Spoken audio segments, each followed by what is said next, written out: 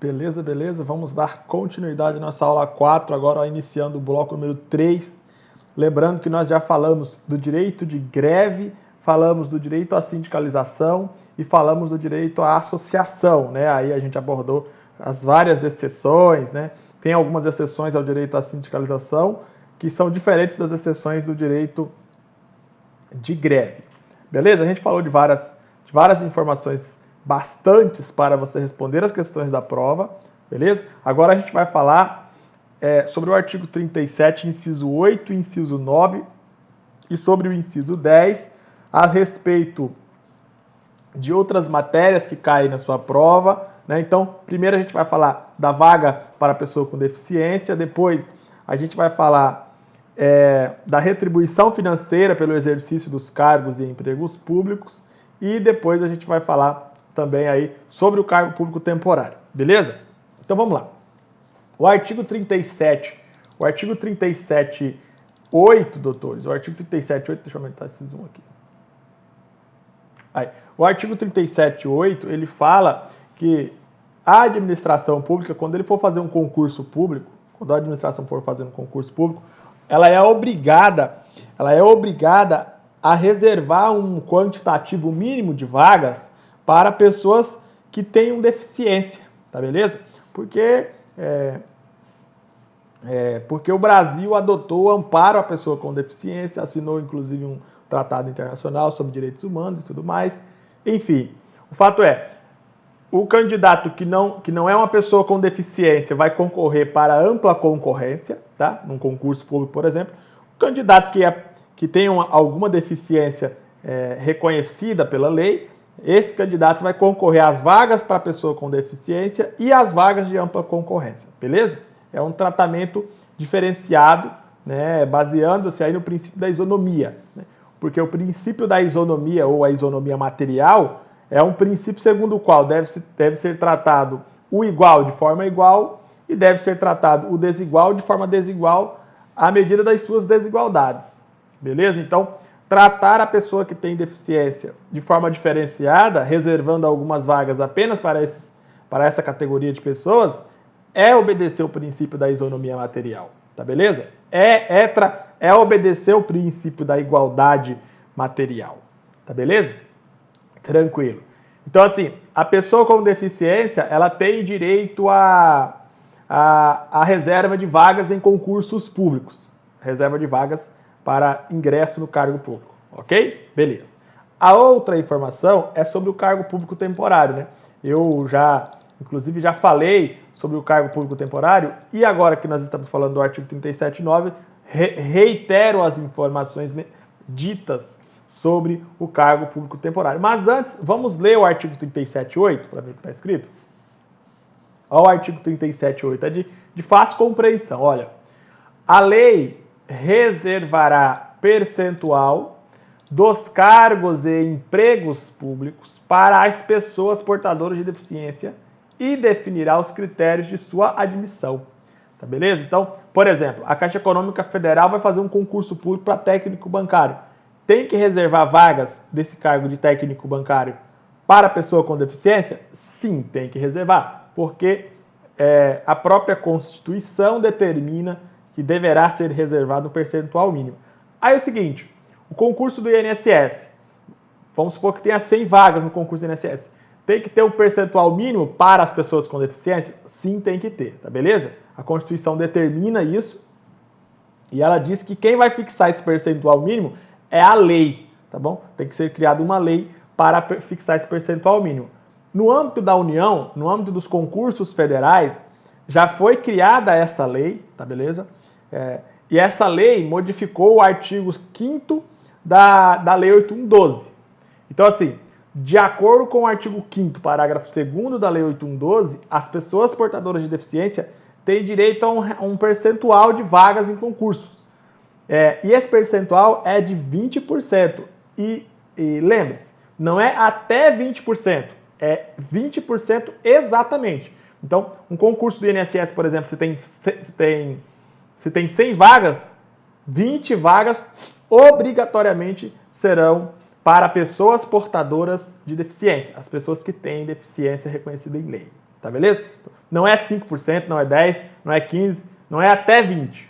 É 20% exatamente, tá beleza? É o percentual de 20% exatamente. Nos concursos federais, né? Esse é só um exemplo.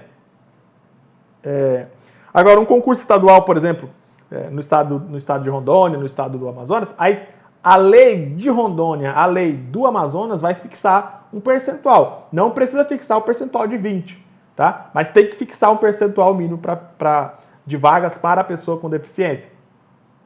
O exemplo que eu mencionei é que no âmbito federal esse percentual é de 20%, mas no âmbito estadual vai depender de cada estado, no âmbito municipal vai depender de cada município, da legislação de cada município. Tá ok? Beleza. Então aqui eu trouxe aqui o dispositivo, né? O dispositivo legal, o artigo 5º, parágrafo 2º da Lei 812, né? Que é 20%, não precisa nem de ler, tá? Agora vamos passar a falar do cargo temporário, tá bom? Como vocês já sabem, né, conforme nossas conversas anteriores, o cargo temporário ele tem 3 características singulares que o diferencia dos demais cargos públicos. O cargo temporário, primeiro, ele serve para situações excepcionais, necessidade excepcional, tá? Ou seja, a regra é eu fazer um concurso público para contratar uma pessoa para ocupar um cargo efetivo, tá beleza? Ok.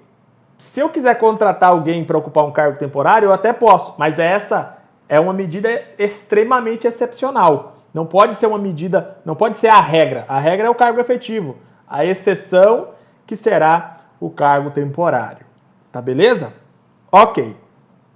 A segunda característica do cargo temporário é a característica de ser necessário ao interesse público, não aos interesses particulares, tá? Da autoridade. Não, tem que ser necessário para o interesse público. E como eu sei que é necessário ao interesse público, eu vou ter que analisar se a situação para a qual aquela pessoa foi contratada no cargo de temporário é uma situação prevista na lei como situação de interesse público, ok? Por exemplo, cargo temporário de agente público do IBGE que vai trabalhar aí nas pesquisas e nas buscas estatísticas de informações brasileiras por um período de 3 meses. É uma situação excepcional de interesse público? Sim, é uma situação excepcional de interesse público e está definido na lei que é uma situação excepcional de interesse público. Tá beleza? E a terceira característica do cargo temporário, como vocês bem sabem, é uma característica no sentido de que o cargo temporário ele tem que ser necessário, mas tem que ser necessário para uma situação temporária. Por isso que o nome é cargo temporário, porque ele se refere a uma situação temporária, uma situação que tem início e fim. Você já sabe quando a situação vai começar e quando a situação vai acabar. Ou então, uma situação que, embora você não saiba a data que ela acabará, mas você sabe que ela vai acabar, tá beleza? Então, o vínculo é um vínculo precário. O vínculo do temporário com o poder público é um vínculo precário, não é um vínculo definitivo, não é um vínculo permanente. A qualquer momento ele pode sair, ou então ele terá um prazo determinado para sair. Tá? Então, o exemplo mais clássico que eu posso mencionar é o seguinte: quando a pessoa assume um cargo temporário, ela assina um contrato e esse contrato tem lá o prazo que ela vai ficar, tá beleza? Então, por exemplo, uma situação de calamidade pública. Acontece uma enchente numa cidade e aí a cidade tem prejuízos astronômicos e aí a administração dessa cidade, a municipalidade lá, o município, sei lá, o município de Manaus. O município de Manaus contrata temporários para ajudar a reparar os danos causados pela calamidade pública da enchente, né? Beleza. Então, o contrato pode mencionar assim, ó, esse contrato terá o prazo de 3 meses, ou terá o prazo postergado até a solução dos prejuízos, né? A resolução dos prejuízos causados pela enchente. Ou então, enquanto durar a enchente, beleza? Então, perceba que é uma situação precária, porque a qualquer momento pode se desfazer o vínculo entre a administração e o temporário. Tá ok? Então, 3 características básicas, doutores. Primeiro, situação de interesse público prevista em lei. Segundo, situação excepcional, no sentido de que você tem que privilegiar a contratação para cargo efetivo por meio de concurso público. Se caso a situação for tão urgente que não se admite a rigorosidade do concurso, aí você pode contratar um temporário. Por isso que é uma situação excepcional. A regra é o concurso público, a exceção é o cargo temporário. Porque o cargo temporário não precisa de concurso, basta aí um processo seletivo mais simplificado, tá beleza?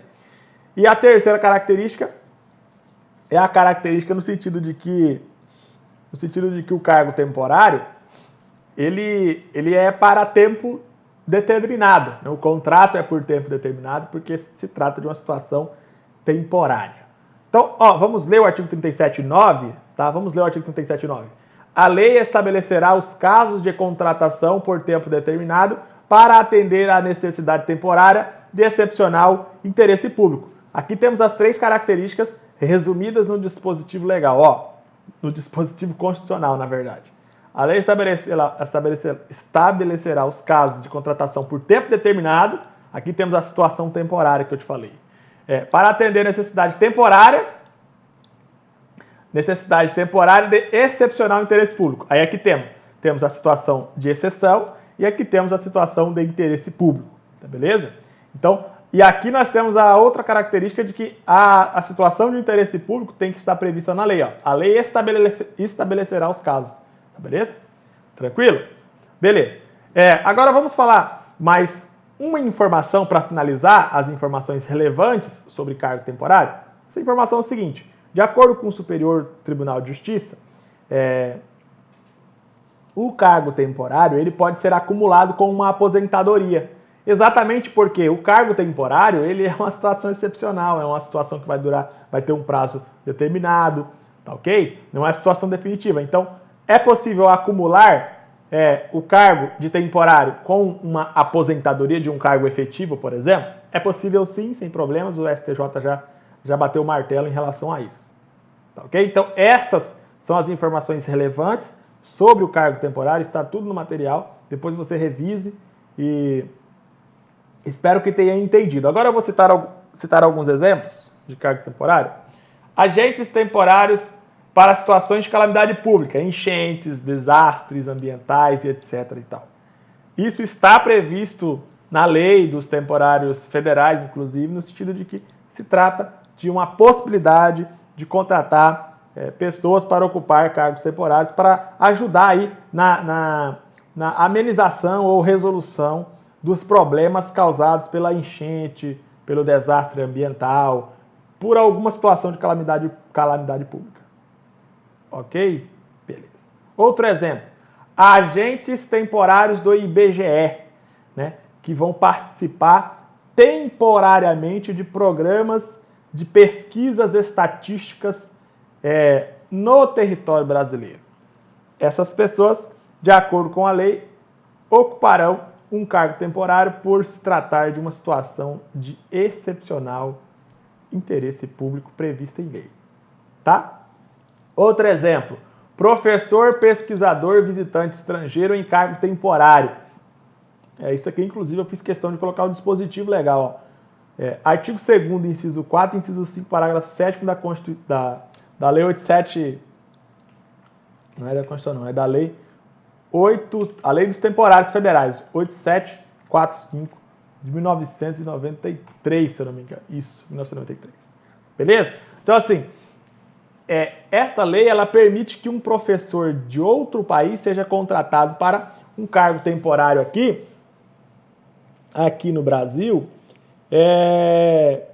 Porque, por exemplo, vamos supor um iraniano. O iraniano ele é formado ele tem a graduação na área de informática, tem pós-graduação na área de informática, tem mestrado na área de informática, tem doutorado na área de informática, pós-doutorado na área de informática, livre docência na área de informática, tá ok? Ele é o crânio da informática, ele é reconhecido internacionalmente como um dos melhores profissionais da área de informática.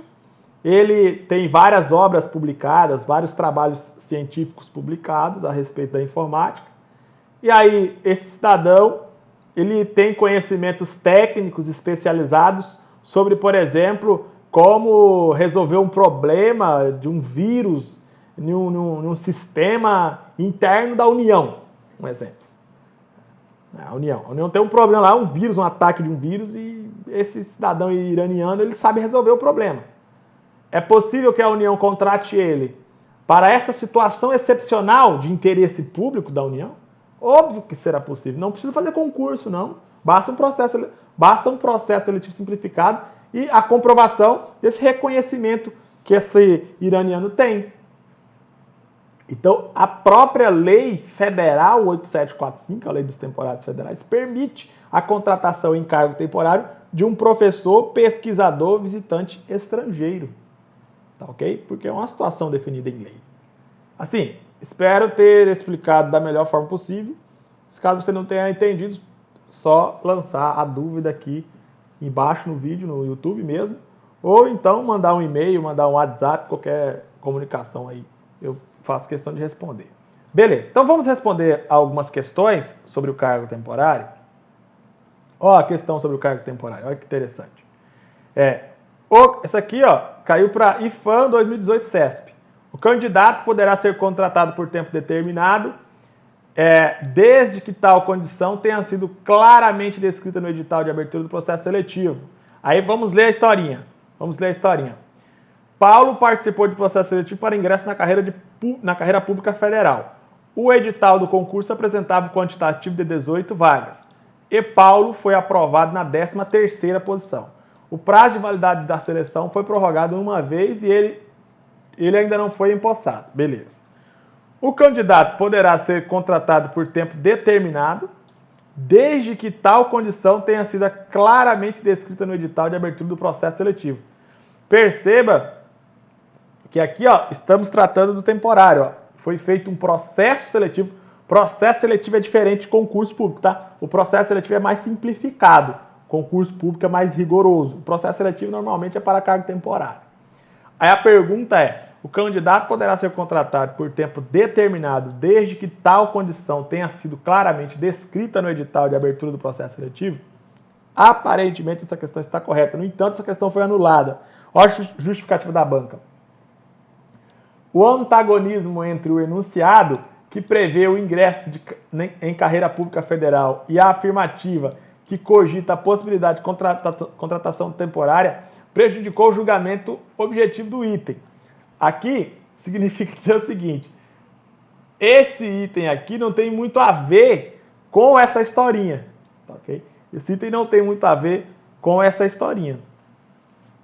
Por isso a questão foi anulada, tá beleza? A questão foi anulada em razão disso. Só que, se essa historinha estivesse tratando mesmo de um cargo temporário,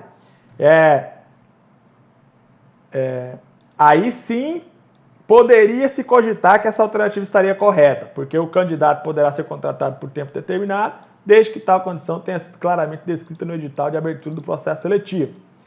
Enfim, essa alternativa não tem nada a ver com a historinha, mas saiba que o cargo temporário é para um prazo determinado, sim, e ele pode ser selecionado por meio de um processo seletivo simplificado, tá ok? Então tranquilo. Vamos finalizar agora o bloco falando de uma coisa muito interessante para o seu concurso, que é o seguinte: de acordo com o inciso 10 do artigo 37 da Constituição Federal, o servidor público ele tem direito a receber uma retribuição financeira, doutores, né? Então, a maioria das pessoas que fazem concurso é pela estabilidade e pela retribuição financeira, tá bom? Então, assim, o 3710, ele determina que o Estado pague uma retribuição financeira para o ocupante de cargo público ou de emprego público ou de função pública. Porque ninguém pode trabalhar de graça, nem mesmo para o Estado, tá ok? Em regra, o Estado não pode contratar as pessoas para trabalharem de graça para ele. Beleza. Então, de acordo com o artigo 3710, existem duas formas de retribuir a pessoa que presta serviço para o poder público. Primeiro, por meio de remuneração, ou então por meio de subsídio, tá beleza? As duas formas de realizar o pagamento para o servidor público ou é por remuneração ou é por subsídio. E qual seria a diferença, a maior diferença entre remuneração e subsídio? Bom, vou fazer o seguinte, vou fazer uma pausa, daqui a pouco eu explico a diferença entre remuneração e subsídio, beleza? Então, até logo então.